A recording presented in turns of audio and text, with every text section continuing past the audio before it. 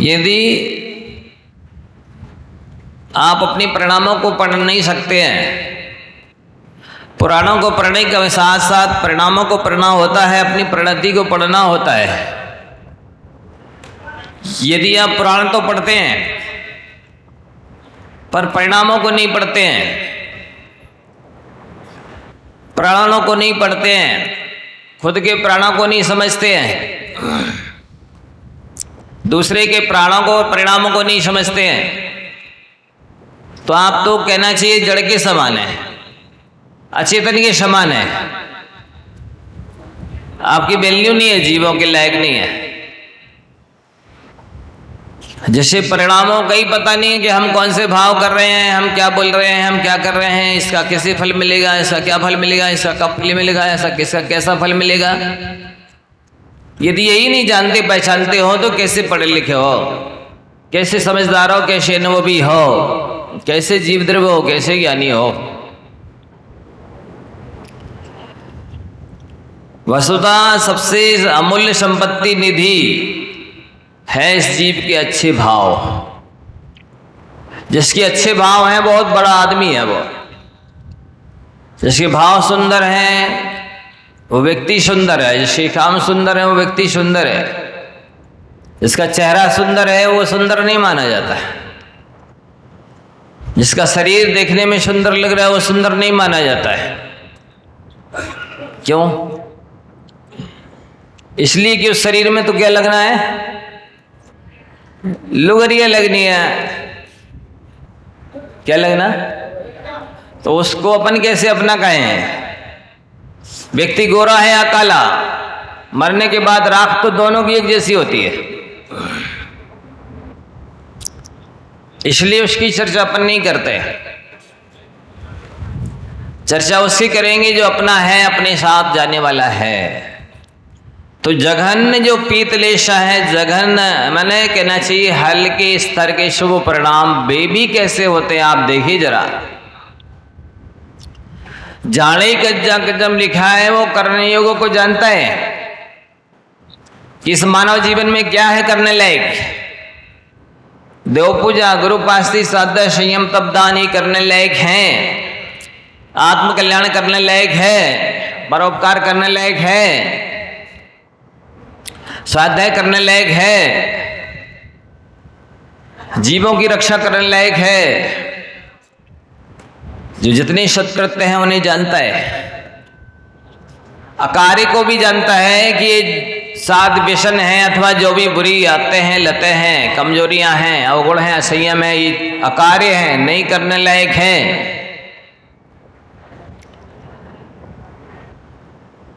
तो तब वो पीतलेशा वाला कहलाएगा। जानते ही नहीं है तो फिर मानने का सवाल ही क्या होता है, और मानते ही नहीं है तो जीवन में आने का सवाल ही नहीं उठता है। जानो मानो करो, पहले जानो और मानो और करो, तभी आपको मंजिल मिलने वाली है। संयम असंयम, सेव्य और असेव्य को समझता है कि ये सेवन करने लायक है, ये भक्ष है, ये मर्यादित है, ये शुद्ध है, ये सात्विक है, ये अभक्ष है, ये अमर्यादित है, अशुद्ध है, ये असात्विक है, मांसाहार है, शाकाहार यानी तामसिक आहार है। भोजन का मन के ऊपर 100% प्रभाव पड़ता है।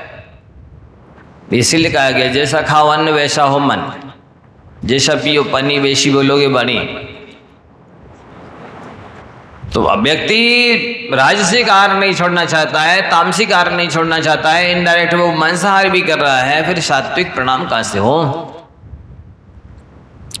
इसका मतलब है उसे कार्य का ज्ञान नहीं है, सेव असेव का ज्ञान नहीं है, और शब्द संपासी, वो हमेशा ही राग द्वेष करता रहता है, पक्षपात करता रहता है, भेदभाव करता रहता है, ऊंच नीच व्यवहार करता रहता है, राग द्वेष के वशीभूत होकर के। उसका गुणों के प्रति पक्षपात नहीं है कि भाई वो गुणवान देख रहा है, चरित्रवान देख रहा है, विद्या से कला से युक्त देख रहा है इसलिए विशेष सम्मान कर रहा है, विशेष सेवा भक्ति कर रहा है, ऐसा नहीं है। वो तो निजी स्वार्थ देख रहा है, और जो शरीर के जो संबंधी हैं उनको देख रहा है, शरीर के ही स्वार्थ देख रहा है, और उसको लेकर के ही राग द्वेष कर रहा है, पक्षपात कर रहा है, भेदभाव कर रहा है और दुर्व्यवहार कर रहा है दूसरों के साथ। ना उसके अंदर दया है और ना दान है और ना ही मृदु कोमल स्वभाव, मृदु नेचर भी नहीं है। सभ्यता और योग्यता व्यक्ति की परिणामों की मृदुता पर निर्भर करती है। जितने परिणाम कोमल होंगे, मृदु होंगे, सॉफ्ट होंगे, लचीले होंगे, उतना ज़्यादा व्यक्ति सुखी रहेगा। जितना हार्ड होगा, कठोर होगा, काला होगा हृदय, नखरेबाज होगा, उतना ज़्यादा वर्तमान में भी दुखी रहेगा और भविष्य में तो रहना ही है। ये आप अच्छी तरह समझ ले। आगे अब पद्म लेशा वाला कैसा होता है आप देख लीजिए। पद्म माने एक प्रकार से कमल, गुलाबी कलर का होता है ना, इस टाइप की जो जिसके जीव के परिणाम होते हैं, उसकी मानसिकता कैसी होती है, वाचनिकता कैसी होती है, आचार विचार आचरण कैसा होता है, ये बताया जा रहा है। मुख्य रूप से ये जो लक्षण है मनुष्य की अपेक्षा से कहा जा रहा है। नहीं आप ये लक्षण नारकियों में लगाने लगो, ये लक्षण देवों में लगाने लगो, पशुओं में मिलान करने लगो, नहीं अपने में मिलान करना है। आचार्यों ने मुख्य रूप से देशना मनुष्य को लक्ष्य करके दी है, क्योंकि मनुष्य पूर्ण और परफेक्ट बन सकता है। मनुष्य में योग्यता है, क्षमता है, अनुकूलता है, स्वतंत्रता है, ये सारी चीजें मनुष्य के पास है, देवों के पास भी नहीं है। ये योग्यता, ये क्षमता उनके पास शक्ति है, लेकिन वो भिन्न प्रकार की है। वो विषय कषाय संबंधी शक्ति हो सकती है, पर आत्म कल्याण करने वाली शक्ति नहीं है। वैसी क्षमता नहीं जैसी मनुष्य के पास गुण स्थान बढ़ाने की क्षमता है, विशुद्धि बढ़ाने की क्षमता है, तब त्याग करने की क्षमता है। वैसी क्षमता देवों के पास नहीं है, फिर नारियों के पास तो है ही नहीं और पशुओं के पास भी नहीं है। इसलिए ये लक्षण आपको अपने में मिलाना है, किसी से तुलना नहीं करना कि इन्हें संत समझा जाता है, इन्हें साधक माना जाता है, इन्हें विद्वान माना जाता है, इन्हें धर्मात्मा माना जाता है, ये श्रावक सृष्टि कहलाते हैं, श्रीमान धीमान कहलाते हैं और ये ऐसा कर रहे हैं तो हम तो कर ही सकते हैं। नहीं, ये कंपेरिजन नहीं करना है, ये तुलना नहीं करना है, ऐसी बराबरी नहीं करनी है। क्योंकि प्राय करके लोक व्यवहार बड़ा विचित्र होता है। जो बड़े कहलाते हैं पर भी अंदर से घटिया होते हैं। आप लोग की बात नहीं कर रहे, आप लोग तो भीतर बाहर से एक से बहुत अच्छे हैं। बात उनकी चल रही है जो मुख होटल लगा के चल रहे हैं। तो चागी भद्दो चोखो लिखा है पद्मलेशा वाले के लक्षण। उज्जो कमोय खमदी बहुगंपी साहु गुरु पूजन रदु लक्षण मेयम तो पम्मस से। बहुत अद्भुत लक्षण है। पद्मलेशा उस जीव के पास, उस प्राणी, उस मनुष्य के पास होती है जो त्यागी स्वभाव का होता है। आप लोग सुन रहे ध्यान से? कौन से स्वभाव का? आगी स्वभाव का नहीं, हाँ त्यागी स्वभाव का। त्यागी स्वभाव का जो होता है उसके पास पद्मलेशा होती है। आप मिलाइए जरा अपने से, आगी से मेल खाता है कि त्यागी से मेल खाता है? बोलो। सांप के मुझ पर धोखे से भी पांव पड़ जाए तो क्या करेगा? वेलकम, लफलेगा ना। ऐसा जिसका नेचर है कि भूल से भी भूल हो जाए तो भी नहीं छोड़ता है, क्षमा नहीं करता है, वो तो बदला लेके रहेगा, प्रतिशोध। आचार्य महाराज ने लिखा है प्रतिशोध के समय शोध भी नहीं हो सकता और बोध भी नहीं हो सकता है। बोध माने ज्ञान भी नहीं रहता है, विवेक भी नहीं रहता है। तो वो त्यागी स्वभाव का होता है, जहर के स्वभाव वाला नहीं होता पद्मलेशा वाला, अग्नि के स्वभाव वाला नहीं होता है, अस्त्र शस्त्र के स्वभाव वाला नहीं होता है। सांप से नेचर उसका नहीं मिलता है, सिंह व्याघ्र से कुत्ते से उसका नेचर नहीं मिलता है, कौवे से उसका भेड़िया से उसका नेचर नहीं मिलता है। आप मिलाइए जरा, इनसे आपका नेचर तो नहीं मिलता है। यदि मिलता है तो आप पद्मलेशा वाले तो नहीं है, और पद्मलेशा वाले नहीं है इसका मतलब है कि आपकी अशुभ लेशा है, खोटी लेशा है, और जिसकी खोटी लेशा है तो खोटी गति तो पक्की है, खोटा भविष्य तो उसका हो ही रहा होगा। प्रयास करके आप देखेंगे प्रवचन सुनने वालों में भी जो अन्य गति है उनकी छोड़ दीजिए, अन्य क्षेत्रों में है उनकी छोड़ दीजिए, अन्य कुलों में जातियों में है उनकी छोड़ दीजिए। ये जो इधर दिव्य ध्वनि सुनने वाले हैं, देशना मंडप में बैठने वाले हैं, उनमें भी त्याग से डरते हैं कई लोग। यदि आपको त्याग से डर लगता है, वैराग से डर लगता है, नियम संयम लेने से डर लगता है, इसका मतलब है आपकी खोटी लेशा है। क्योंकि शुभ लेशा वाले को त्याग से डरने लगता, वैराग से डरने लगता, उसे पाप से डर लगता है, नरक में जाने से डर लगता है, पशुगति में जाने से डर लगता है। आपको ये व्रत नियम संयम से डर लग रहा है, व्रती से डर रहे हो आप, संयमी से डर रहे हो, वैरागी से डर रहे हो, जिससे डरने की ऐसी कोई बात ही नहीं है। तो ये परफेक्ट पहचान है कि जो अच्छे लोगों से दूर रहता है, दूरी बना के रखता है, अच्छाइयों को ग्रहण नहीं करना चाहता है, करना नहीं जानता है। कोई नियम ना दे दे महाराज, बस मैंने नहीं महाराज जी हम रोज दर्शन करते हैं आपके। अच्छा, दूरदर्शन का जमाना है इसलिए दूर से करते हो हैं? दूर से तो शूद्र करते हैं दर्शन, जो बेचारे प्रवेश नहीं करते हैं, सभा में नहीं कर सकते हैं, देशना मंडप में नहीं आ सकते हैं, समोषण में नहीं आ सकते हैं, देवशास्त्रों के निकट नहीं आ सकते हैं, बे अशुद्धि से रहने वाले, छुट्टी से रहने वाले, वे जो वॉचमैन है, द्वारपाल हैं, गेट कीपर, वे लोग दूर से दर्शन करते हैं। आपके पास भी ऐसी योग्यता है क्या जो दूर से दर्शन करते हो? ऐसी सभ्यता है कि आपके पास जो दूर रहते हो दूर से दर्शन करते हो?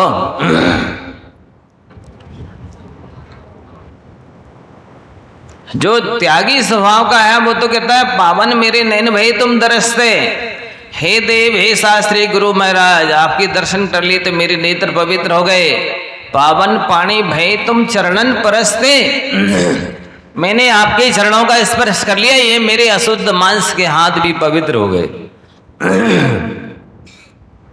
पावन मन हो गयो तिहारे ध्यानते, आपका जब जब ध्यान आता है तो मेरा मन पवित्र हो जाता है। आप लोग पूछो जरा अपने मन से, कभी ध्यान आता तो कैसा लगता है? अरे ये महाराज आ गए, चौका लगाने पड़े हैं, कैसा लगता है?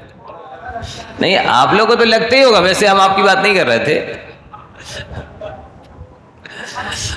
हाँ, पावन मन हो गए हो तिहारे ध्यानते, यदि मैं पवित्र मन से ध्यान करते हो या ध्यान आते ही मन पवित्र हो जाता है। ऐसा लगता है कब हम चले जाएं पास में, कब हो जाए हम साथ में, कब हम ऐसे बन जाएं, कब धन्य अवसर पाओ जब निज में ही रम जाओ, हैं? ऐसे इन साधु संतों जैसे हम भी निज में रम जाएं, निज की चिंता करें, निज के लिए जो कुछ करें, निज के लिए बोले, निज के लिए करें। संत साधक परोपकार करते हुए भी उसमें स्वार्थ सिद्ध होता है, आप अपना कल्याण कर लेते हैं। दूसरे के हित के बारे में सोचते हुए भी अपना हित कर लेते हैं, दूसरे के बारे में हित के लिए बोलते हुए भी अपना हित कर लेते हैं, दूसरे के लिए हित करते हुए शरीर से भी अपना हित कर लेते हैं। ऐसा वैचित्र है। इसीलिए तो संत परोपकारी होते हैं, साधक सज्जन परोपकारी होते हैं। ये त्यागी होता है, ये पद्मलेशा वाला मतलब दानी होता है। ये अपना सर्वस्व तन्मन धन लिखे ही है कि परोपकाराय वहंती नद्या, परोपकाराय फलंती वृक्षा, परोपकाराय दुहंती गावा, परोपकाराय सताम विभूति। जैसे नदी अपना पानी खुद नहीं पीती है, परोपकार के लिए बहती है। जैसे वृक्ष अपने फल खुद नहीं खाते हैं, परोपकार के लिए फलते हैं। जैसे गाय अपना दूध खुद नहीं पीती है, खुद तो रूखा सूखा घास भूसा खाती है, दूसरों के लिए अमृत जैसा दूध देती है, अमृती है वो।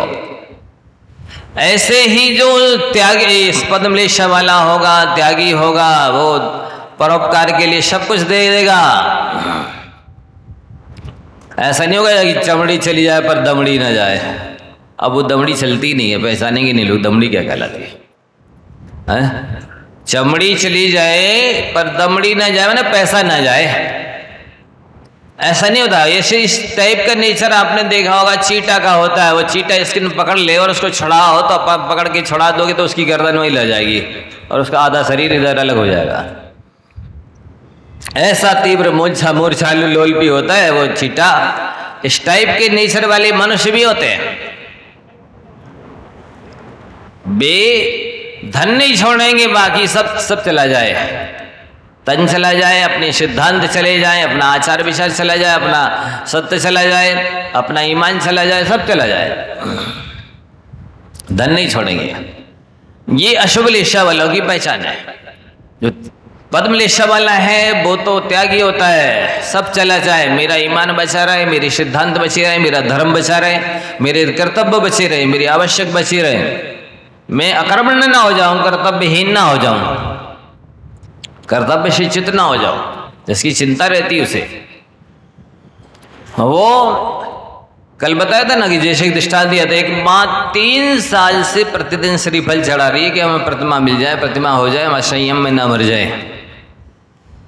तो उसमें के परिवार के कुछ सदस्य क्या बोल रहे हैं, इनको सब चाहिए भोजन पानी में, जो असंयमी है, बच्चे बूढ़े खाएंगे वो सब इनको भी चाहिए, और वो सब शुद्धि की सामग्री हम नहीं जुटा सकते, इसलिए हम नहीं लेने दे रहे इनको प्रतिमा। और दूसरा आधे और लोग आके क्या बोलते हैं, नहीं महाराज जी वो झूठ बोल रहे सब, माँ तो एक ही रस से काम चला लेती है, अकेले दूसरे एक सब्जी फल से काम चला लेती है, ये लोग नहीं लेने दे रहे। अभी क्या है बताइए, ये अशुभ लेशा वाला की पहचान है। उस माँ के भी जन्मांतरों में कोई नियम संयम ले रहा होगा, सो हाँ महाराज इसको मत दो, अभी छोटा है, नहीं महाराज इनको मत दो, इनको तो बाहर जाना पड़ता है, न बच्चों को लेने देती नियम, न पति को लेने देती, न किसी को लेने देती। ये अब उदय में आया कर्म। अब चढ़ाओ, कितने सालों श्री पर चढ़ाओगे तब भी व्रत नियम संयम नहीं ले पा रहे।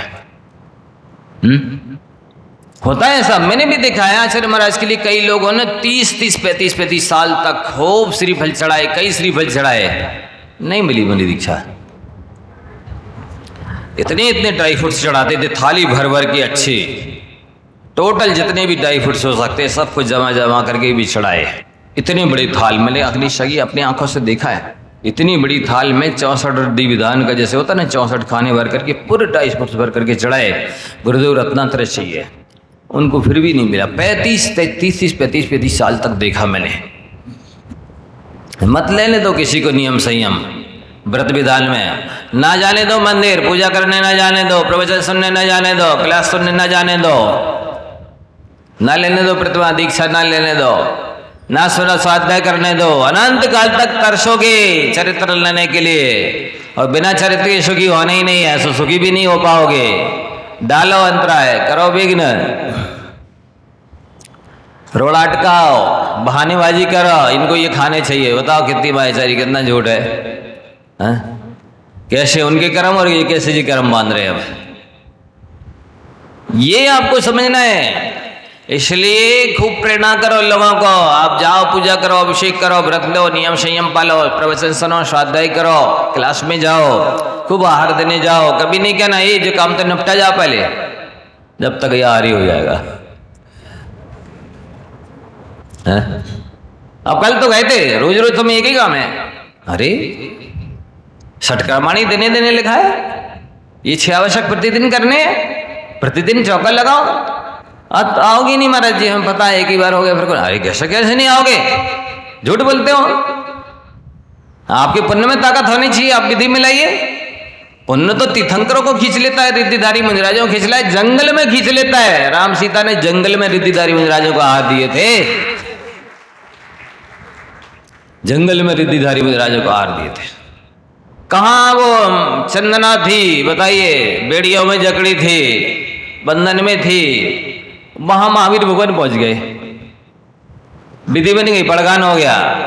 उड़द की छिलकी दे रही थी कि दाल दे रही थी, वो क्या क्या आइटम बन गया बताइए। आपकी भक्ति में दम होना चाहिए, आपकी पुण्य में दम होना चाहिए। फिर देखो कैसे नहीं आते, तीर्थंकर आ जाएंगे, रिद्धिधारी आ जाएंगे, रोज आ जाएंगे महाराज। नहीं आएंगे तो आपको पुण्य तो मिलेगा कि नहीं मिलेगा? पुण्य मिलता है। आपका आवश्यक तो पल रहा है, अतिथि सभी वक्त तो हो रहा है। आप दूसरे के अभी यथासंभव जो व्यवस्था बन जाए, देने की बजाय दे लीजिए, हवा करने की बजाय हवा कर दीजिए, अनुमोदना कर लीजिए, भावना भर लीजिए कि निरंतर आहारों कुछ तो कर लीजिए, देख आइए, प्रभावना होती है। तो ये आवश्यक है, जिसे वो जानता है पद्मलेशा वाला त्यागी स्वभाव का होता है। त्याग और दान और ये बहुत के जीवन में होते हैं। वो प्राण दान करने के लिए भी तैयार है देवशास्त्रु के लिए। नहीं कर सकता है तो वो सुअर अच्छा है, जिसने गुफा में बैठे मुनिराज की रक्षा करने के लिए शरीर सिर से लड़ करके अपने प्राण दे दिए, तो वो सुअर अच्छा है कि ये मनुष्य अच्छा है? जो कुछ भी नहीं दे पा रहा, न स्वर तन मन धन भी नहीं लगा पा रहा है, वो फिर प्राण क्या लगाएगा? शुभ लेशा नहीं हो सकती है। पहचानिए, आप अपने आप को पढ़िए। किसी से डिग्री लेने की आवश्यकता नहीं है, प्रशस्ति पत्र लेने की आवश्यकता नहीं है, माइक पे अनाउंस करवाने की आवश्यकता नहीं है। ये प्रशस्ति और डिग्री और ये सारी की सारी उपाधियां दूसरा घूस के बल पर दे सकता है, स्वार्थ के बल पर दे सकता है, लेकिन स्वयं के अंदर की जो योग्यता है वो घूस से नहीं मिलती है। कोई स्वार्थी नहीं दे सकता आपको योग्यता। आपकी योग्यता तो आपको बढ़ानी पड़ेगी, और योग्यता चाहने से नहीं बढ़ती है, कर्तव्य करने से बढ़ती है। गुणों को बढ़ाने से योग्यता बढ़ती है, ज्ञान को बढ़ाने से सभ्यता आती है। त्यागी स्वभाव होना चाहिए। बहुधन, ये बार बार याद रखना चाहिए कि बहुधन बुरा हो भला कहिए लीन परोपकार। जितना परोपकार कर सको उतना लगा दो, वो धन भला हो जाएगा। जो पाप था वो पुण्य बन जाएगा, जो काला था वो सफेद हो जाएगा, जो पराया था वो आपका हो जाएगा, जो यही रह जाना था वो आपके साथ चला जाएगा। ऐसा है। इसलिए त्याग और दान दोनों करने चाहिए। देखो, वैसे त्याग में और दान में काफी अंतर है, ध्यान से सुनिए। दान अच्छी वस्तु का दिया जाता है, त्याग अच्छी और बुरी दोनों वस्तुओं का किया जाता है।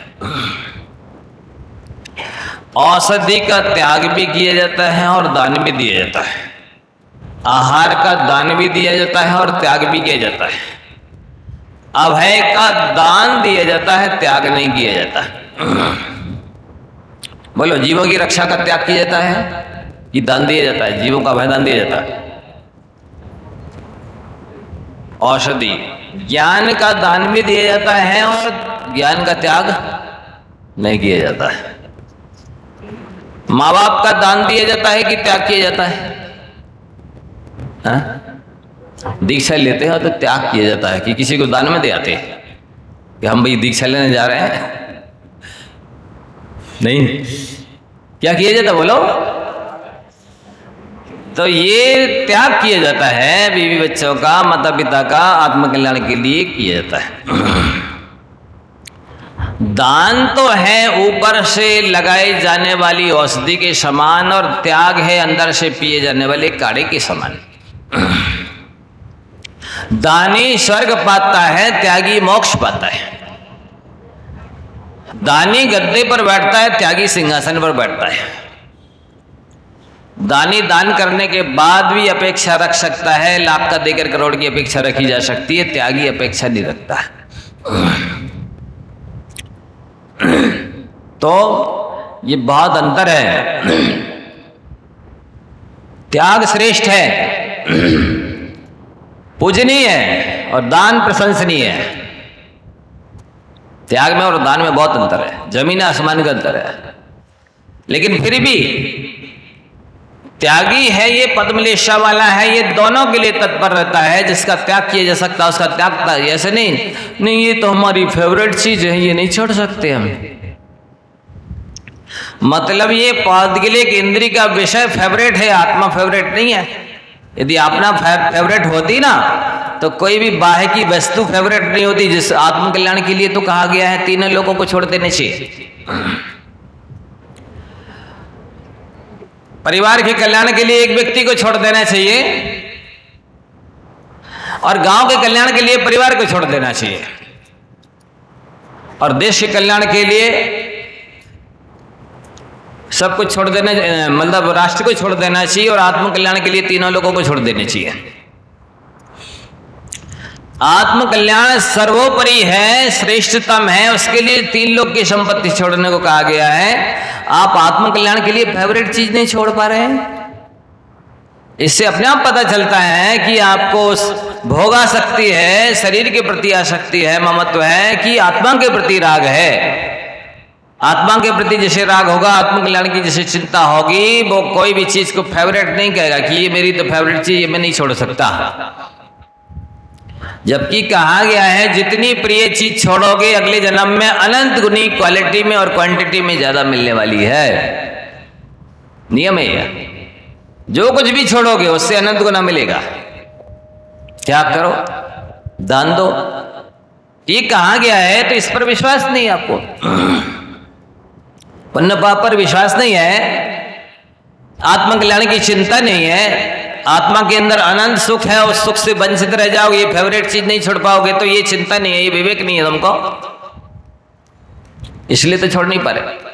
इसमें लिखा है पद्मलेशा वाला त्यागी होता है, पद्मलेशा वाला दानी होता है। मैंने पहले बोल दिया कि लक्षण जो है ना मनुष्य की अपेक्षा लिखा गया है।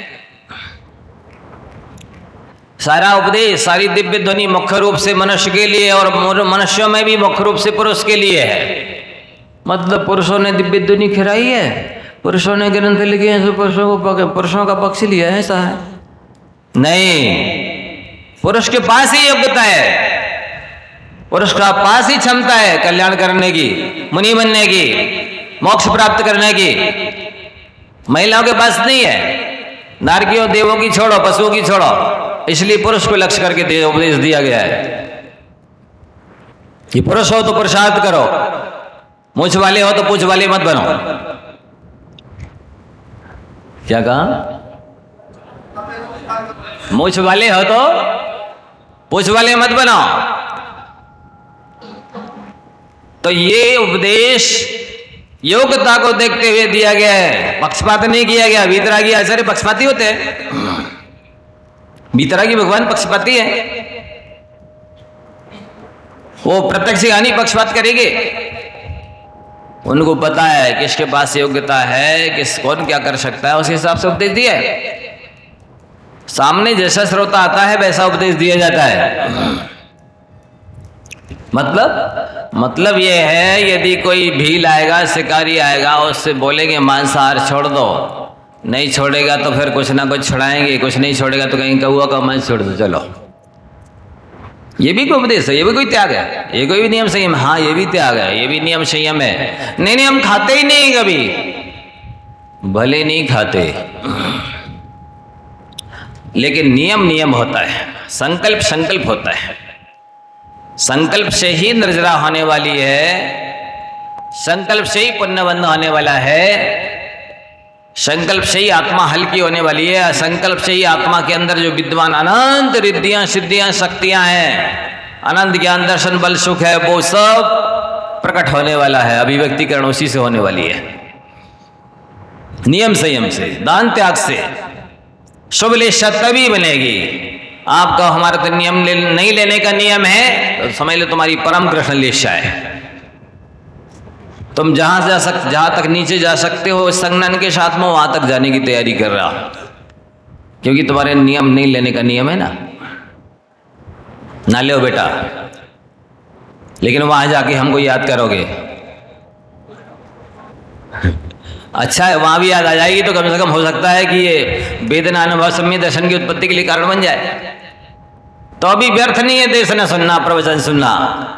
यहां तक मान के हम संतोष कर लेते हैं, कोई बात नहीं कर रहा है त्याग तो कोई बात नहीं, अगले जन्म में करेगा। याद करके जब समझ आ जाएगी तब कर लेगा, सुनो फिर भी। लेकिन ये तत्काल में तो उसकी पहचान यही है कि वो शुभ लेशा वाला, पद्म लेशा वाला त्यागी होता है, दानी होता है। उसके लिए त्याग और दान ही महत्वपूर्ण है। कोई संसार की वस्तु, कोई भोगोपभोग की वस्तु, कोई फैसिलिटी, कोई जमीन जायदाद, कोई वस्त्राभूषण, कोई सोना चांदी महत्वपूर्ण नहीं हो सकता है। वो उसके लिए सुप्रीम कोर्ट तक चला जाए और अपने भाई को घसीट ले जाए, ये शुभ लेशा का लक्षण हो सकता है? कभी नहीं हो सकता है। ये तो किसी को भी दे देगा। धन धरिती जो मोक्ष से मांगे, सो सब दे संतोष से। समाधि बन पढ़ते हैं आप लोग कि जो मांगे जो सो देकर संतुष्ट करो। वो संतुष्ट हो गया तो उसकी सद्भावनाएं, शुभकामनाएं, दुआएं आपको मिल जाएंगी, आपकी समाधि श्रेष्ठ हो जाएगी। दे दो, दिल जीत लो, उसका दिल खुश कर दो, मन कर दो खुश। ऐसा करना चाहिए। आप यदि इतनी श्रद्धा भक्ति कर सकते हैं, दान त्याग कर सकते हैं, परोपकार कर सकते हैं, कि दूसरे के दिल में उतर सकते हैं, तो आप पद्म लेशा वाले हैं। और यदि आप दूसरे के दिल से उतर जाते हैं तो आप अशुभ लेशा वाले हैं, खोटे लेशा वाले हैं। क्या कर रहे हैं? दिल में उतर रहा है कि दिल से उतर रहा है? दिल से उतर रहा है महाराज। दिल में उतर जाएंगे वहां गर्मी लगेगी, वहां कहाँ है कूलर है, एसी नहीं है। किसी के दिल में उतर जाएंगे तो वहां एसी नहीं मिलेगा ना, कूलर पंखा नहीं मिलेगा। इसलिए हम तो दिल से उतर जाते हैं बस। साहब जिसको ऑपरेट करना ठीक से आता भाई वही छुआ करो, गड़बड़ हो जाता है। इधर हमारा ऑपरेट हो जाता है, सब अपसेट हो जाता है।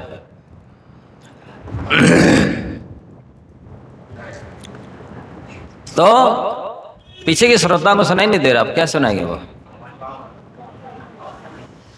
एक एक समय कीमती है, एक एक शब्द कीमती है। आप गौर से सुनिए, ध्यान से सुनिए। मनोरंजन नहीं किया जा रहा है, टाइम पास नहीं किया जा रहा है। ये पुराणों को पढ़ने की, परिणामों को पढ़ने की कला सिखाई जा रही है कि पुराणों को भी कैसे पढ़ना है, परिणामों को भी कैसे पढ़ना है, और दूसरों के प्राणों को भी कैसे पढ़ना है। दिल में स्थान बनाओ, दिल में उतर जाओ। ये बहुत बड़ा व्यक्तित्व है जो दूसरों के दिल में उतर जाता है। ये महान आत्मा है, ये महात्मा है, ये संत है, ये साधक है। जो दूसरों के दिल में उतर जाता है वो मोक्ष महल में उतर जाता है। और जो दिल से उतर जाता है वो मनुष्य पार आय से भी सीधा नीचे उतर जाता है, नीचे चला जाता है। ध्यान सुनो। दूसरों की सद्भावना, एक शुभकामनाएं जो कमाता है, दुआएं जो बटोरता है, आशीष जो लूट लेता है दूसरों के, वो बहुत धनी हो जाता है, माला माल हो जाता है। सुनाई दे रहा है? हाँ तो कहो। हाँ, ये मध्य मंगलाचरण कहलाता है। इसके बहाने हम आचार्य महाराज को याद कर लेते हैं। प्रारंभ में भी मंगलाचरण होता है, बीच में भी मंगलाचरण होता है, अंत में भी मंगलाचरण होता है। तो ये कहा जा रहा है आप ऐसे आचार विचार रखें, ऐसी बोली बाणी बोलें कि दूसरों के दिल में उतर जाए, दूसरों का दिल जीत लें। तो आप शुभ लेशा वाले हैं। दूसरों के दिल में उतरने के लिए कुछ खोना पड़ेगा, कुछ करना पड़ेगा, कुछ एडजस्टमेंट करना होगा, कुछ समझौते करने होंगे। शायद पहले बताया था, आपको याद है या नहीं, कि आपको सब कब चाहेंगे?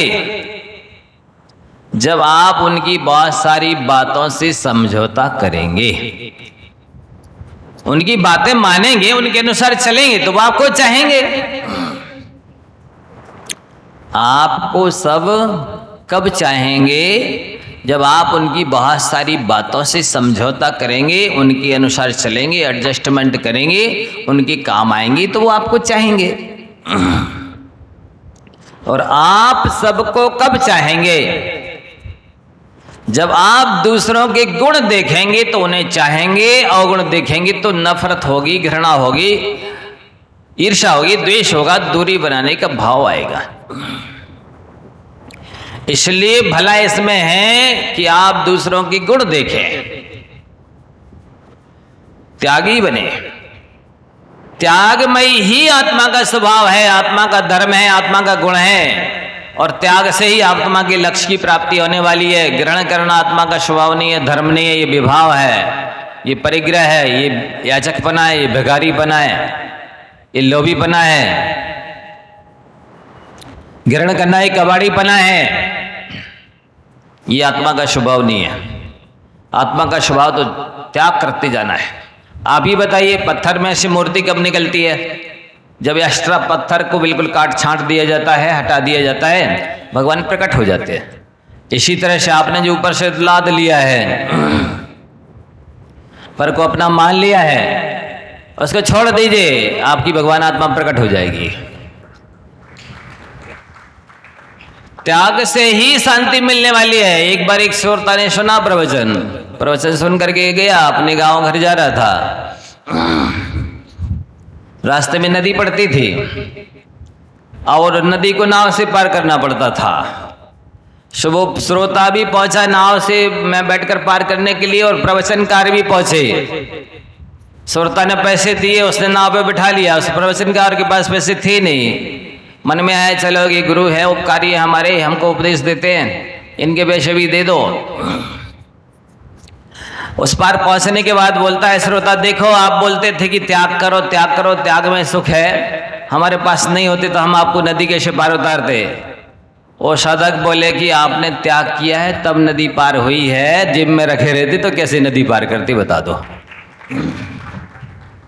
है जेब में रखे रहते होते हुए नदी पार, निकाल के त्याग किया है तभी ना नदी पार हुए। इसी तरह से सब कुछ द्रव्य कर्म, भाव कर्म, नव कर्मों का त्याग कर दोगे तो इस संसार समुद्र को पार होगे।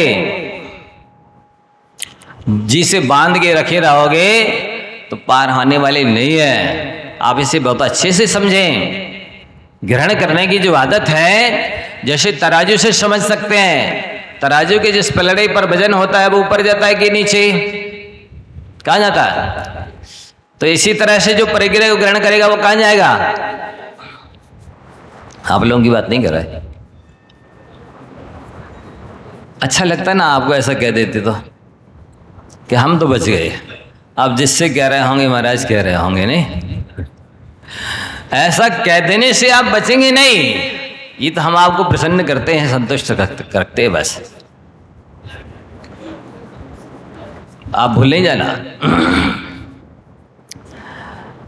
फांस तनक सी तन में साले, चाहे लंगोटी की दुख भाले। ये लिखा हुआ है शास्त्रों में कि एलग जी को 4 अंगुल की लंगोटी चाहिए पड़ती है। जब फट जाती है नई लंगोटी तो उसकी इच्छा ऐसा दुख देती है जैसे कोई भाला घोंप रहा हो। कितना दुख देती है, कितना चिंता लगती है, कितना कष्ट पहुंचाती है। चाहे लंगोटी की दुख भाले, भाले का क्या मतलब? जैसे भाला चुभाने पर कष्ट होता है, उतना कष्ट होता है एक लंगोटी की चाह से। सोचिए आप, इतनी सी चाह जब इतना दुख दे रही है एलग जी को, तो आपकी कितनी चाह है, वो कितना दुख देगी। दूसरी बात, इतनी सी लंगोटी पहनने वाले एलग जी 16वें स्वर के ऊपर नहीं जा सकते, और उतनी सी लंगोटी छोड़ दें तो 9 ग्रीवक भी चले जाएं, 9 अनुदिश भी चले जाएं, 9 अनुत्तर भी चले जाएं और मोक्ष भी चले जाएं। इतनी सी लंगोटी इतनी बाधक है। सोचिए बंधुओं, परिग्रह परिसमन्ता ग्रहणातीति परिग्रह, ये लुलुपता, ये मूर्छा। 500 साड़ी रखी एक महिला की, 1000 साड़ी रखी, 2 अलमारी, 3 अलमारी, 4 अलमारी भरी, और फिर भी मॉल मार्केट पहुंच जाती है। कोई नई सी आई हो तो वो भी ले चलो, क्योंकि वो पहन भले ना पाए, लेकिन मर के अगले जन्म में जब दीमक बनेगी तो उन्हीं साड़ियों में दीमक बनेगी, उन्हीं अलमारियों में छिपकली बनेगी, उन्हीं की रक्षा के लिए मकड़ी बनेगी या चूहिया बन जाएगी, वहीं पर चक्कर काटती रहेगी। ये साड़ियां मैंने खरीद के रखी थी, देखते रहना, कोई बात नहीं। ऐसी है ये मूर्छा, ये आसक्ति, ये लोभ। सुना है मैंने महिलाओं को वस्त्राभूषण में बहुत ज्यादा राग होता है। आप लोग की बात नहीं कर रहे। वे कभी तृप्त नहीं होती, संतुष्ट नहीं होती है, कितनी दे दे कोई। तो ये मूर्छा आपकी क्या बताती है? कौन सी लेशा है? कृष्ण है कि परम कृष्ण है? काले महाकाले प्रणाम, काले नागिया वो ना, कालिया नाग से भी ज्यादा काले हैं और लोहे से भी ज्यादा कठोर हैं आपके प्रणाम। क्यों? इसलिए कि हर एक एक स्क्रू, एक एक चीज कारखाने में बनती है, फैक्ट्री में बनती है, और वो फैक्ट्री या कारखाना, वो मशीन लाइट से जलती है, और वो लाइट पानी से बनती है, और वो पानी में असंख्यात स्थावर मछलियां मरते हैं, तब ये चलते हैं। आप देख लो। आवश्यकता ही आविष्कार की जननी है। इधर आप आवश्यकता बढ़ाओगे, उधर आविष्कार चालू हो जाएगा। तो आपके निमित्त से हो रहा है, इसलिए उसके भागीदार आप होंगे। कितना पाप बंद रहे। त्यागी होता है पद्मलेशा वाला, संग्रह में विश्वास नहीं रखता, त्याग में विश्वास रखता है, दान में विश्वास रखता है, लेने में नहीं देने में विश्वास रखता है। आचार्य महाराज बोलते थे, प्रतिभा स्थली की बहनों को, बच्चियों को, सबको बोलते थे, देने में विश्वास करो, लेने में नहीं। तो ठीक है महाराज जी, हम महाराज तो नहीं बनेंगे हम, क्योंकि आपको भी लेना पड़ता है। क्यों? आप ये उपदेश दे रहे हैं कि देने वाले बनना, लेने वाले नहीं बनना, तो हम श्रावक बनेंगे, हम साधु नहीं बनेंगे। ठीक है, ये छल कहलाता है। ये जो है ना, सही अर्थ नहीं समझना है। यदि आप उपदेश को सही समझोगे तो ही सही कल्याण होने वाला है, गलत समझोगे तो गलत हो जाएगा, कल्याण हो जाएगा। त्यागी स्वभाव का, दानी स्वभाव का होता है पद्मलेशा वाला। किसी के लिए कुछ भी यदि मेरा काम में आता है तो वो समझ लो कि सफल हो गया, सार्थक हो गया, मेरा अपने पास रखना ही वो कार्यकारी हो गया। रखते हो, गाड़ के रखते हो, नहीं इसका उपयोग तो हम ही करेंगे, कोई देख भी ना ले, छू ना ले, छू लेगा तो हाथ काट देंगे। समझ लेना कि अशुभलेशा है। नहीं, लखा अभी बताए ना, परोपकाराय सताम विभूति। सज्जनों के पास जो होता है, शुभलेशा वालों के पास जो कुछ होता है, सब परोपकार के लिए होता है। उनको देने में जो आनंद आता है वो खुद ग्रहण करने में नहीं आता। खिलाने में जो आनंद आता है वो खाने में नहीं आता। पहनाने में जो आनंद आता है वो पहनने में आनंद नहीं आता। दूसरों को अच्छा स्थान रहने के लिए देने में आनंद आता, खुद रहने में नहीं आता। ये पहचान है। और धर्मात्मा कभी भी जिनालय से ऊंची अपनी बसती का नहीं बनाता है, अपनी कोठी बंगला नहीं बनवाता है। यदि आपकी कोठी बंगला जिनालय से भी ऊंचा है तो आप धर्मात्मा नहीं हो, सम्यक दृष्टि नहीं हो। पहले जिनालय ऊंचा बनवाओ, उससे नीचा अपना बंगला कोठी बनवाना, महल अटारी बनवाना। सबसे अच्छे त्यागी वृत्तियों के लिए वस्त्र दान करना, फिर उससे कुछ 1900 अपने लिए पहनना, कपड़े साड़ियां, तो आप सम्यक दृष्टि हो, रेवती रानी हो। संत साधकों के अपने से अच्छा भोजन कराना, उनसे घटिया खुद खाना। हर चीज दूसरे के लिए अच्छी करते हो, अपने लिए 19 करते हो, तो आप शुभलेशा वाले, पद्मलेशा वाले हो, धर्मात्मा हो, सम्यक दृष्टि हो, ज्ञानी हो, वैरागी हो। नहीं तो आप भोगी की कोटि में आएंगे, पापी की कोटि में आएंगे, संसारी की कोटि में आएंगे, जनेतर की कोटि में आएंगे। भद्र होता है, भद्र माने जेंटलमैन, सज्जन, साधु। क्या कहता है? जैसे महापुरुष, महात्मा, महान आत्मा, जिसके परिवेश में, आभा मंडल में, सानिध्य में रहने वाला सुख पाए, तो वो समझ लो शुभलेशा वाला है। और आपके आभा मंडल में, आपके परिवेश में, आपकी संगति में सामने वाला, आजू बाजू वाला, आसपास रहने वाला कष्ट पाता है, टेंशन में रहता है, ताड़ना पाता है, समझ लेना आप अशुभलेशा वाले हैं। ये पहचान इसमें लिखी है गौवटसार जीव कांड में, सिद्धांत चक्रवर्ती नेमिचंद देव ने। ये सिद्धांत है, अकाट्य होता है, कोई मैं के लाल काट नहीं सकता इसको। भद्र होना चाहिए, गौ की तरह नेचर वाला होना चाहिए, कि घास फूसा खा करके अमृत जैसा दूध दे, कड़वाहट पी करके भी वातावरण को मधुरता प्रदान करे, वो सुबलेशा वाला होता है।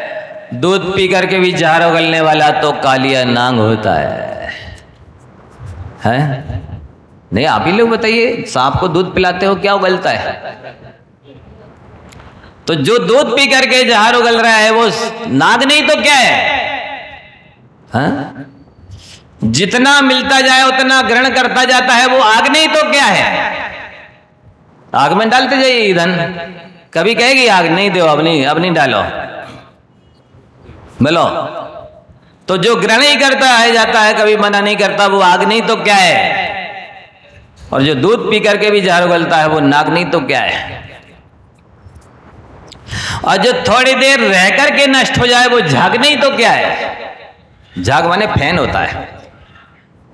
जो थोड़ी देर रह करके भी नष्ट हो जाए वो झाग नहीं तो क्या है?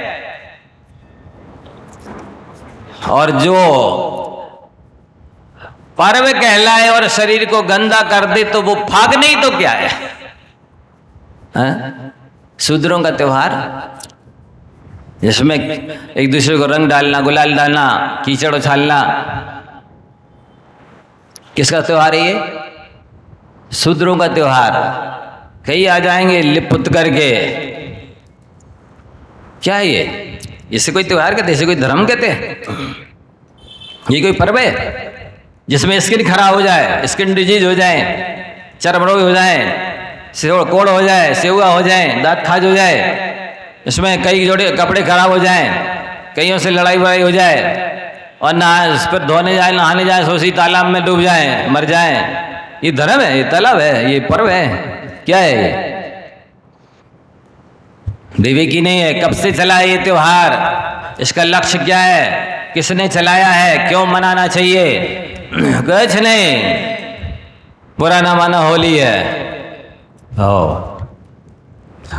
होली है। ये अविवेक चलता है सुबलिशा वाले के पास। वो लकीर का फकीर होता है, वो अनुसरण करने वाला होता है, विवेक नहीं रखता अपना स्वयं का, देखा देखी करता है। यहां लिखा है वो त्यागी है, भद्र है। आप सोचिए, ये गाय जैसा प्राणी जो सद्या प्रसूत बालक के लिए अपने प्राण दे दे, आप बछड़े को मान लो कुएं में डाल दीजिए, गाय साथ में गुंज जाएगी। आप छू लेंगे तो वो लड़ने मारने तैयार हो जाएगी। और जब तक सक्षम नहीं हो जाएगा तब तक उसको अच्छे से चाटेगी, खड़ा कर देगी, जन्म देने के बाद बिल्कुल तंदुरुस्त कर देगी चाट चाट के, और दूध पिला पिला करके जवान कर देगी और छोड़ देगी। कोई अपेक्षा नहीं है कि मैंने तुम्हें दूध पिलाया है, तुमने पाला पोसा बड़ा किया है, अब तुम मेरी सेवा करो। ऐसा होता है भद्र स्वभाव वाला त्यागी। नेकी कर कुएं में डाल, परोपकार करके भूल जाता है, दाहिने हाथ से दिया तो बाएं को पता नहीं चलता है। ऐसा दानी होता है पद्मलेशा वाला। ऐसा नहीं कि तुमने हमारा नाम नहीं बोला ना माइक पे, मुझको तिलक नहीं लगाया, मेरे को माला नहीं पहनाई, मेरी फोटो नहीं छपी पैम्पलेट में, नाम नहीं दिया, पत्थर पर नाम नहीं खोदा, हम नहीं देंगे पैसे। ये त्यागी, ये दानी नहीं है, ये त्यागी नहीं है, ये तो आगी है। इतना भद्र होता है, परोपकार में कुछ नहीं चाहता। ये है महान तप।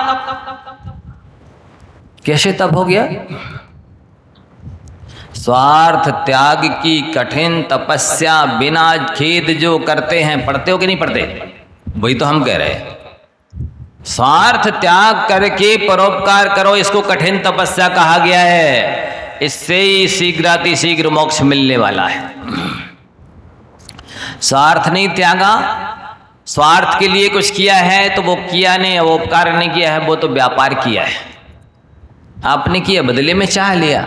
जैसे दुकानदार को पैसे दिए, बदले में वस्तु ले ली। ये तो सौदेबाजी है, ये तो व्यापार है, ये तो बनियागिरी है, ये वाणिज्य है। स्वार्थ छोड़ो, फिर परोपकार करो और खेद नहीं करो। बिना खेद जो करते हैं, अरे दिन भर होगा इनकी सेवा करते करते, ना खा पाते हैं ना सो पाते। अरे अब सब चला गया, तुम करते रहो दिन भर सेवा। 4 बातें सुना ली ना, मीठी वाणी से करो, विनय से करो, प्रेम से करो, और उल्टा ऐसा बोलो आपको बहुत बहुत धन्यवाद, आपने मुझे कुछ सेवा करने का अवसर दिया, मेरी मान कसाले गलाने का अवसर दिया, मेरे को आलस छोड़ने का मौका दिया, मेरे हाथ पांव पवित्र करने का अवसर दिया, मेरे इस जीवन को सार्थक करने का अवसर दिया, ऐसा बोलना चाहिए उल्टा। जैसे मुनि महाराज को आहार कराने के बाद बोलते हैं आपने बड़ी कृपा की पड़गाहन दे करके, इसी तरह कृपा बनाए रखिए, हम आपका उपकार नहीं भूल पाएंगे। हैं? बोलते कि नहीं? बोलना चाहिए, नहीं बोलते हो तो ये भक्ति कहलाएगी। ऐसा नहीं किसी ने पड़गान दिया है और किसी की भजन गा रहे, ये कृतज्ञता है, ये सभ्यता है, ये विवेक है। बन्ना की शादी हो रही है, बन्नी के गीत गा रहे हैं, ये विवेक माना जाता है? अरे जो भी भजन गाओ, जिसने पड़गान दिया उसके प्रति कृतज्ञता ज्ञापित हो, ऐसे भजन गाओ। या आपने मेरा घर तीर्थ बना दिया, मेरे परिवार को तार दिया, मेरे तन मन धन को सार्थक कर दिया, हा? क्योंकि आपने पड़गान दिया है, इसलिए आप बड़े उपकारी है मेरे। आप फिर से पधारना, फिर से पड़गान देना। भजन दूसरे गाओगे देंगे, भूल के तो देंगे नहीं, गलती हो गई एक बार दे दिया, क्यों देंगे? तुम्हारे अंदर भक्ति नहीं है, नवदा भक्ति के अंदर आता है, दाता के 7 गुणों के अंतर्गत आता है ये।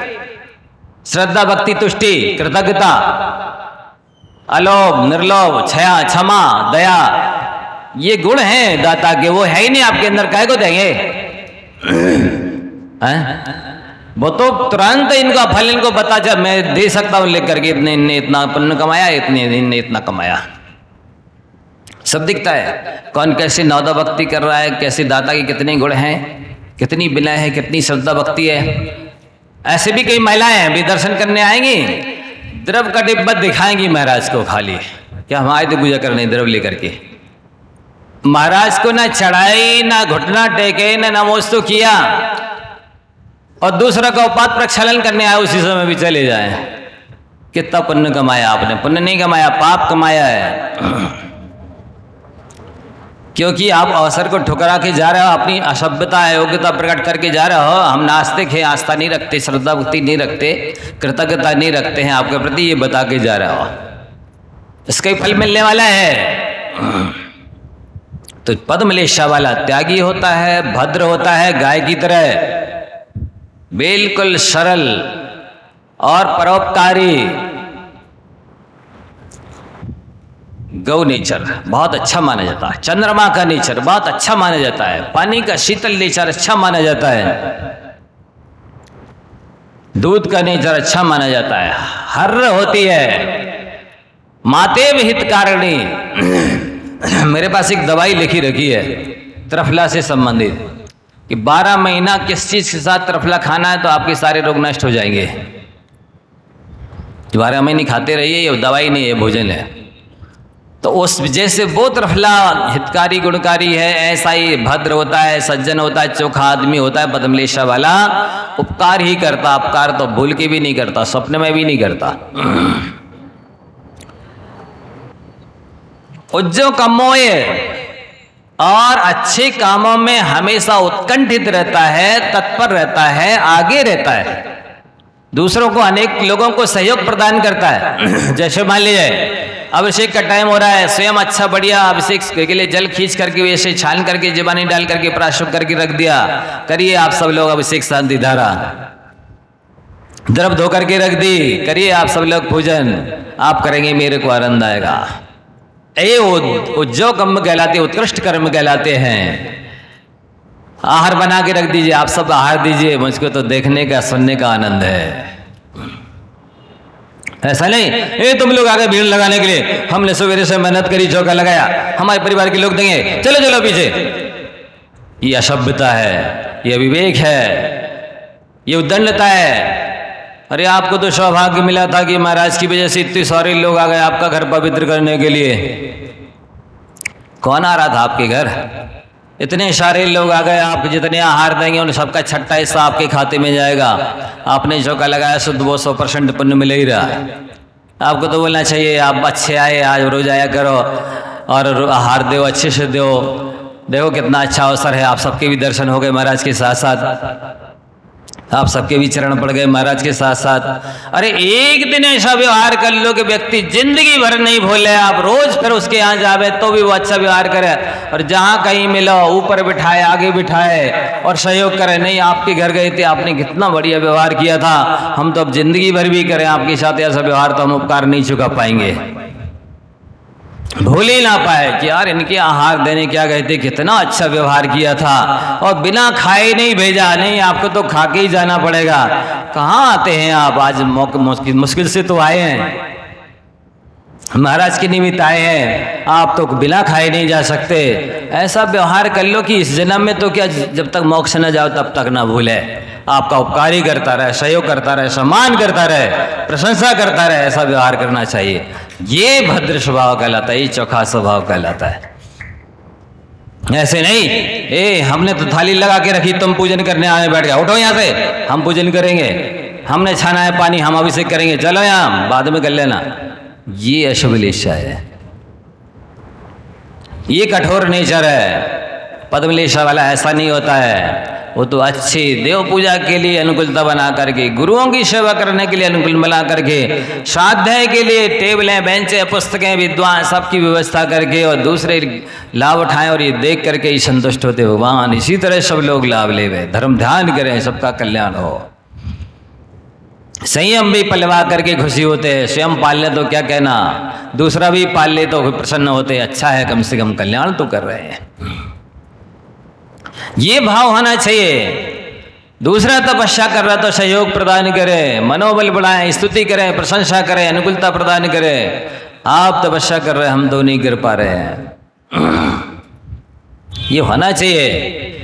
दान दो ही दे रहा है, अनुकूलता प्रदान करो। भाई आप क्या नहीं, आपके यहाँ दूध नहीं है, हमसे ले लीजिए, सब्जी नहीं है, हमसे ले लीजिए, कोई भी चीज जो पानी नहीं ला सकते हम लाके दे देते हैं। ये कहलाता है चोखा नेचर, भद्र नेचर, पद्मलेशा वाले का लक्षण। ऐसे ही नहीं बन जाती शुभलेशा कि मेरा पेट हाउ मैंने देहू काऊ, है अपना काम बनता भाड़ में जाए जनता। ऐसे लोगों की शुभलेशा नहीं होती है। ये तो दुर्जनों का, ये सकनी मामा का नेचर है, ये नारद का नेचर है, ये चाणक्य की नीति है। नहीं, वक्त पड़े बांका तो गधे को कह दे काका, है ये सारथी वृत्ति है, ये बनियागिरी है, ये धर्मात्मा का नेचर नहीं है, ये जैन का नेचर नहीं है, लक्षण नहीं है, पद्मलेशा वाले का लक्षण नहीं है। वो तो परोपकार में सब कुछ देने के लिए तत्पर रहता है। और अब समझ गए ना किस तरह की वो अनुकूलता प्रदान करता है लोगों के लिए। लीजिए आप शीतल पानी पीजिए, आप अच्छे से अच्छा भोजन करिए, जिससे आप खूब धर्म ध्यान करिए। आप तो जाइए प्रवचन सुनाइए, हम कर लेंगे, भोजन बना लेंगे। आप तो जाइए क्लास अटेंड कर लीजिए, हम कर लेंगे सफाई। आप जाइए आहार दे आइए, हम तैयारी करते हैं जब तक। ऐसा होता है पद्मलेशा वाला, ऐसा नहीं अरे तुमको रोज रोज आहार की पड़ी है, क्लास प्रवचन ही दिखता है तुमको, तो ना खुद जाना ना जाने देना। ऐसा नहीं होता है पद्मलेशा वाला, शुक्ललेशा वाला, शुभलेशा वाला। आप समझ लीजिए, विघ्न डाल रहे हैं, अड़ंगा डाल रहे हैं, अनंत काल तक तरसोगे, आपको ये सारी अच्छी चीजें कभी नहीं मिलेंगी। पिछले जन्म में किया होगा सो खुद संतान के लिए, अच्छी संतान के लिए तरस रहे, या तो हो ही नहीं रही, हो रही सो आड़ी टेढ़ी हो रही, नखरेबाज हो रही, क्योंकि पहले जन्म में दूसरों को सहयोग प्रदान नहीं किया, दूसरे की अच्छी संतान देख करके सहन नहीं कर पाए, धन्यवाद नहीं दिया कि आपने अपनी संतान को बहुत अच्छा संस्कारित किया है, अच्छा ज्ञान दिया है, कितनी अच्छी साधना करते, प्रभाव ना करते हैं, अच्छे कार्य करते हैं, लोगों के काम आते हैं। नहीं, देख नहीं पाए, आंखें फोड़ते रहे अपनी कि ये अच्छे काम क्यों करती इनकी संतान, इसलिए एक एक संतान को तरस रहे हो। और हो गई है सो ऐसी उल्टी सीधी है, को पुत्र बिना नित झूरे, होई मरे तो रोवे। होकर के मर गया और किसी के नहीं मरा तो खोटी संतति, सो दुख उपजे, क्यों प्राणी सुख सोवे।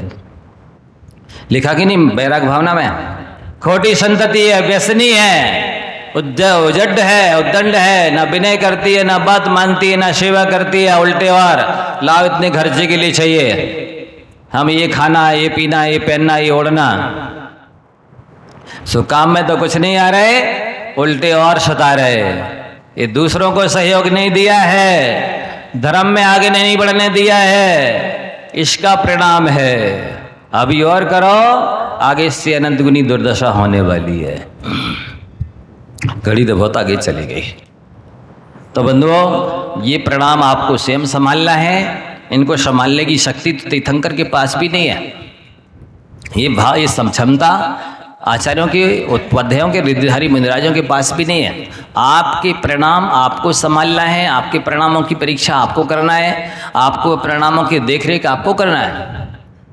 जिसने परिणाम संभाल लिए उसने अपनी मानव पर्याय को संभाल लिया, उसने अपना भविष्य संभाल लिया, उसने अपनी आत्मा को दुखों में जाने से बचा लिया, नरक में जाने से बचा लिया। जो अपने परिणामों को नहीं संभाल सकता है, जो अपने परिणामों को नहीं पहचान सकता है, वो क्या दूसरों को संभालेगा, क्या दूसरों को पहचानेगा, क्या दूसरों का कल्याण करेगा। इसलिए ये शास्त्र को पढ़िए, सुनिए और अपने परिणामों को समझिए और संभालिए, यही कहने का तात्पर्य है। और आप सभी लोग आराध्य शुद्ध भागे पढ़ करके ही लिखेंगे, दूसरे के पेपर की नकल नहीं करना है, दूसरों से नहीं लिखवाना है। अध्ययन कराना इस परीक्षा लेने का उद्देश्य है। इसी से आपकी योग्यता बढ़ेगी, गुण बढ़ेंगे, आपका कल्याण होगा। और जाप भी ज़्यादा से ज़्यादा करनी है, वो भी काउंटिंग लिखवानी है। आप लोग कहीं पर कोई व्यक्ति निश्चित कर लें जहाँ सब लोग अपने अपनी जाप की मंत्र की काउंटिंग करवा सकें और फिर अपन काउंटिंग करके उनको सम्मानित कर सके।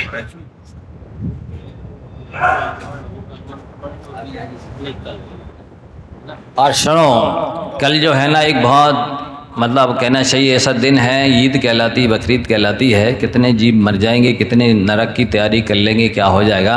अपन सभी लोग जाप करें कि सबका कल्याण हो, सबको सद्बुद्धि हो, सबको सदगति हो।